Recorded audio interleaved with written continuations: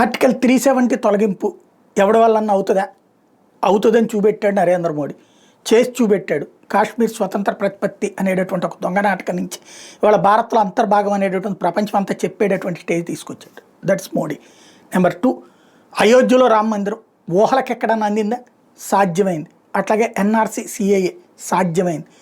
అదే సందర్భంలో ఇప్పుడు కీలకమైనటువంటి అడుగు వక్ఫ్ సవరణ బిల్లు.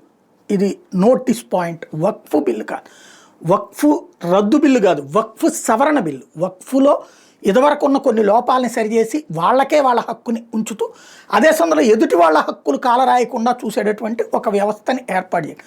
ఇది ఖచ్చితంగా ఆల్రెడీ జాయింట్ పార్లమెంటరీ కమిటీకి వెళ్ళడం, వాళ్ళు కూడా కొన్ని సిఫార్సులు చేయడం, అందులో 14 సిఫార్సులు ఆమోదించడం, మిగతా విపక్షాలకు సంబంధించిన సిఫార్సులను తోసిపుచ్చడం, ఇదంతా నడిచింది. ఇది వచ్చే నెల 10వ తారీఖున, మార్చి 10వ తారీఖున, సరే వచ్చే నెల ఏంటి ఇప్పుడు ఈ నెలకి లెక్క వస్తుంది, 10వ తారీఖున, నెల 10వ తారీఖున లైన్లోకి రాబోతుంది. ఏదైతే ఎట్టి పరిస్థితుల్లో దానికి వెనక్కి తగ్గడానికైతే సిద్ధంగా లేరు. మరి ఈ లోపుగా అసాంఘిక శక్తులు బెదిరింపులు అయితే పాల్పడుతున్నట్టు నేపథ్యంలో ఏం చేస్తారో చూడాలి.